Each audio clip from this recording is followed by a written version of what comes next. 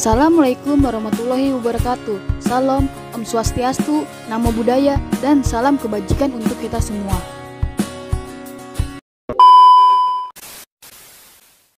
Hi guys, welcome to our first video. In this video, I want to tell you all about social education in England. So without further ado, let's just jump right into the video. Okay, let me introduce myself and my partner. I am Dina Yuliani and my student ID number is 2003535 and my partner is... Hello, my name is Azahra Dewati Galuh. You can call me Azahra and my ID student number is 2003595 and my partner is... Hello, my name is Farah Sabila Febriani. My student ID number 2000541 and my partner is...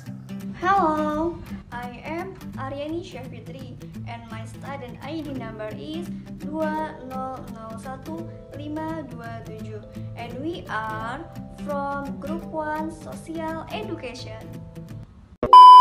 Pertama, saya akan memperkenalkan jenjang pendidikan di Inggris yang hampir sama dengan pendidikan yang ada di Indonesia, namun memiliki perbedaan di batasan usia.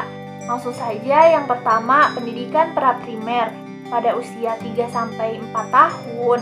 Yang kedua, pendidikan primer sama dengan SD pada usia 4-11 tahun. Lalu ketiga, pendidikan sekunder pada usia 11-16 tahun.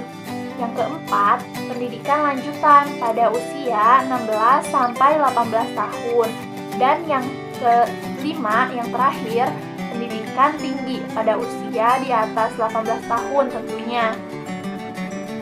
Lalu, berdasarkan sumber pembiayaannya, terdapat dua tipe sekolah di Inggris, yaitu sekolah yang dibiayai pemerintah atau state school dan sekolah swasta atau private school. Lalu, sekolah yang didanai oleh pemerintah terbagi lagi menjadi yang tergolong umum, yang dibiayai melalui pemerintah daerah, dan yang tergolong khusus. Lalu tanggung jawab terhadap pelayanan pendidikan Inggris berada di tangan Kementerian Inggris. Baik, di sini saya akan menjelaskan tentang kurikulum nasional di Inggris. Tidak semua jenjang pendidikan di Inggris diatur oleh kurikulum nasional. Jenjang pendidikan yang diatur oleh kurikulum nasional yaitu pendidikan pra-primer, pendidikan primer, dan sekunder. Kriteria penerimaan siswa baru, jenjang primer dan sekunder yang tidak dipungut biaya dan dibiayai oleh pemerintah diatur oleh pemerintah sendiri melalui peraturan khusus. Sekolah harus buka selama 190 hari dalam 1 tahun. Pengajar wajib berada di sekolah 5 hari lebih lama untuk tujuan kegiatan di luar waktu mengajar seperti pengembangan profesi. Jangka waktu atau hari libur ditentukan oleh pemerintah daerah atau dewan pengurus sekolah tergantung dari dasar hukum sekolah yang bersangkutan. Tahun ajaran baru biasanya dimulai dari awal September dan diakhiri dengan bulan Juli pada tahun berikutnya. Umumnya, sekolah beroperasi selama 5 hari seminggu dari Senin sampai Jumat dengan jam pengajaran minimum selama seminggu. Nah, di umur 5-7 tahun itu 21 jam. Dan sedangkan 7-11 tahun itu 23,5 jam. Jumlah siswa dalam di sekolah primer dalam satu kelas kelompok usia 5-7 tahun dibatasi hingga 30 siswa, serta dikelompokkan dengan kemampuan yang beragam berdasarkan kemampuan masing-masing siswa yang diajarkan oleh pengajar umum. Oke, di sini saya akan membahas tentang sistem ujian pendidikan primer di negara Inggris. Penilaian pendidikan primer selama tahun 1990-an difokuskan kepada restrukturisasi dan reorganisasi pendidikan dasar dan pengenalan sekolah. Penilaian terhadap siswa di negara Inggris dimulai pada umur 3 tahun sampai 14 tahun dan dilaksanakan melalui National Curriculum Test dan K-Stage Test.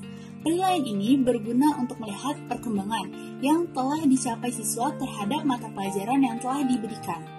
Penilaian ini juga digunakan untuk melihat perkembangan siswa dalam perencanaan pendidikan ke tingkat selanjutnya. Serta panduan bimbingan ini bukan serta-merta untuk menentukan lulus atau gagalnya siswa tersebut, karena tujuannya untuk melihat perkembangan, kemampuan, serta kemajuan yang telah dicapai setiap siswa pada setiap mata pelajaran yang telah diberikan. Penilaian ini diberikan tidak hanya untuk mata pelajaran, namun juga untuk perkembangan kepribadian siswa, hubungan sosial, emosional, kemampuan berkomunikasi, bahasa, pengenalan huruf dan angka, pengetahuan dasar terhadap dunia luar, dan juga perkembangan kreativitas yang dinilai dari kegiatan sehari-hari. Tujuan pembelajaran ilmu pengetahuan sosial di Inggris.